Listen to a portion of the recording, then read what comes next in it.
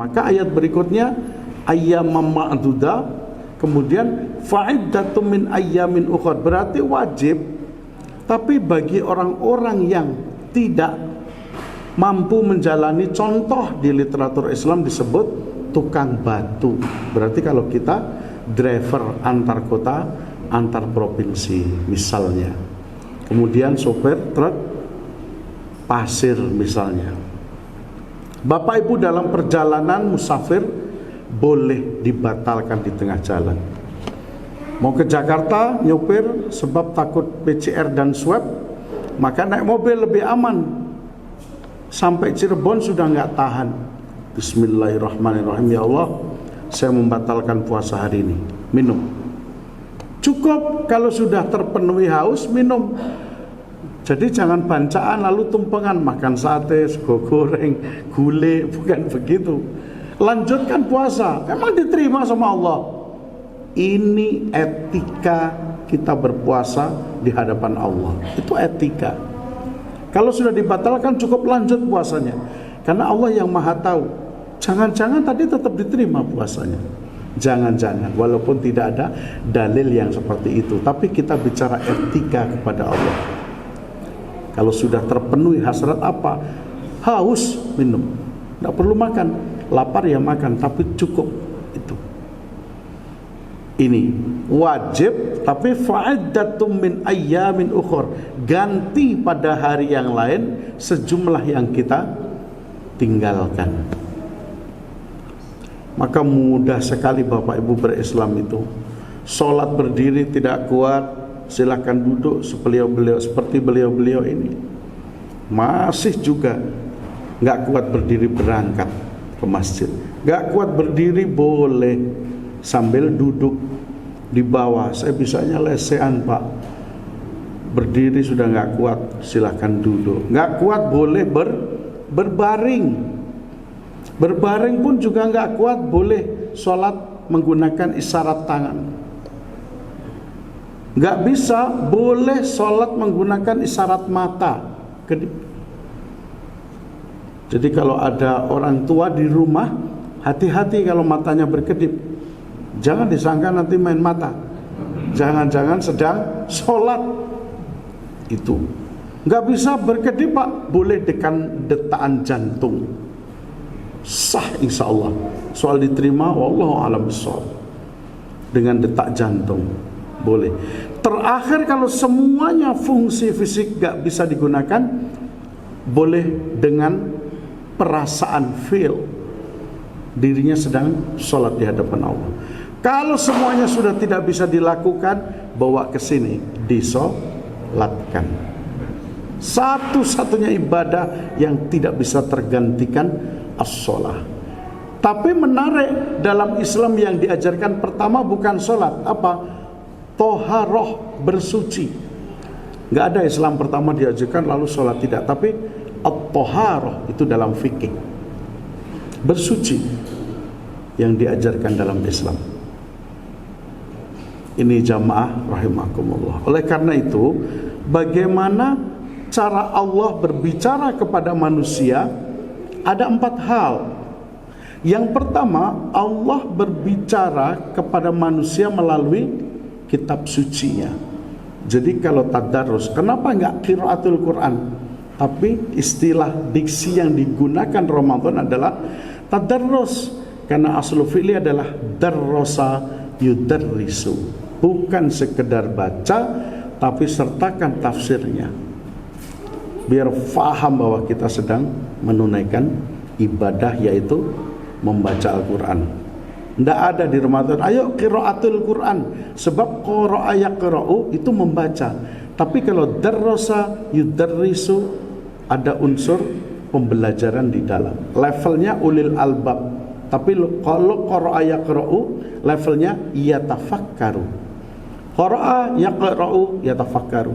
Tapi kalau darrosa yudarrisu, levelnya ulil albab. Pertama, Allah melalui apa? Kitab sucinya Al-Quran. Allah berbicara lewat kitab suci itu.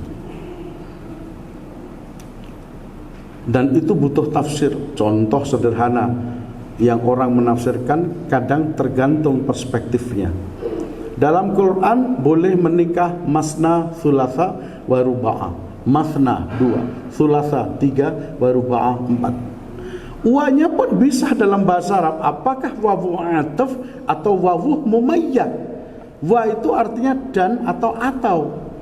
Kalau atau, yang benar atau 2 dan 3 dan 4. Tapi kalau wa dan 2, istri 2 dan 3, 5 dan 4, 9. Itulah kenapa dibutuhkan kemampuan bahasa Arab atau tafsir yang memang ditafsir orang untuk kepentingan sesuai dengan maunya Al-Quran, walaupun tidak mungkin mendekati persis karena itu kalamullah.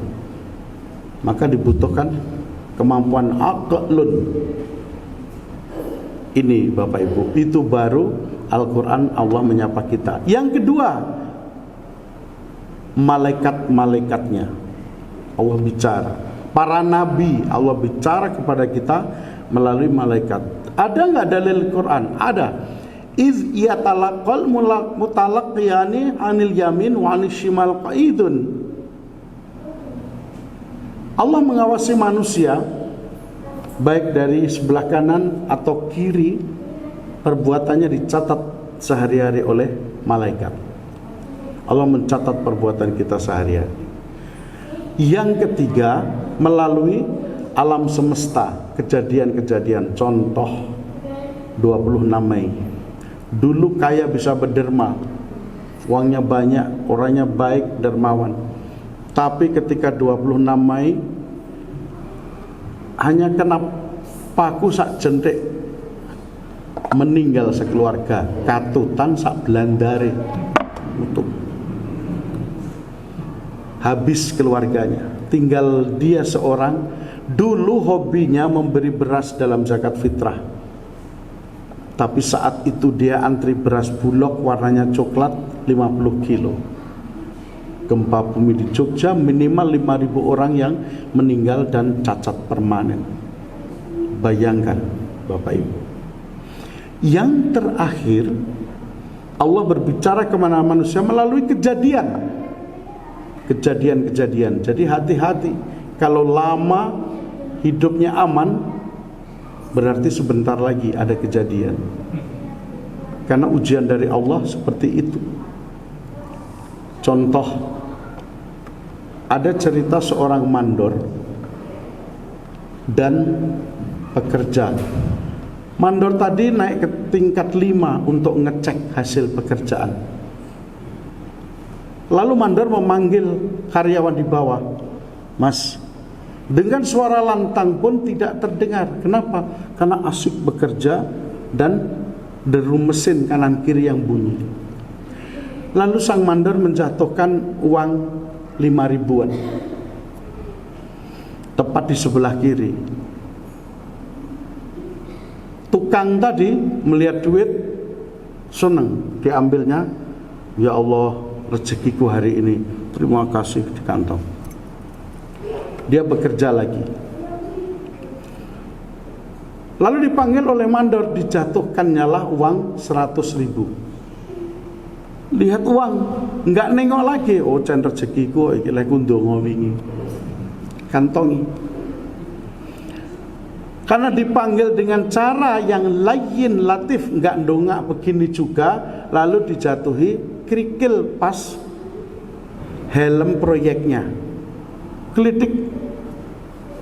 Sopo tau usil, orang gawean. Terus bekerja. Terakhir dijatuhi botol di atas helm proyeknya. Glodak baru ndangan. Oh, Pak Mandor, lo sekedap pada minggah. Terima kasih Pak Mandor, saya mau naik. Maaf, gak dengar dari tadi. Nah, sekarang Bapak Ibu, kalau diingatkan Allah, mau milih dijatuhi duit 100.000 atau botol. Jadi jangan nunggu dijatuhi Allah, botol. Botol itu berupa apa? Masalah-masalah dalam keluarga, baik anak maupun pasangan suami istri, termasuk juga ditarik oleh Allah sementara rezekinya. Dulu usaha lancar, sekarang susah. Biyen lengo, saiki gula. Begitu banyak hal. Karena itu jamaah rahimakumullah, mari di subuh yang barokah di Masjid Al-Iqbal yang luar biasa, seperti sholat di Makkah menghadap Multazam. Bapak Ibu di Ramadan ini disehatkan oleh Allah, diluangkan rezekinya, dan dibahagiakan seluruh keluarganya fid dunya wal akhirah. Terima kasih atensinya, mohon maaf atas segala kekurangan. Aqulu qouli hadza. Wassalamualaikum warahmatullahi wabarakatuh.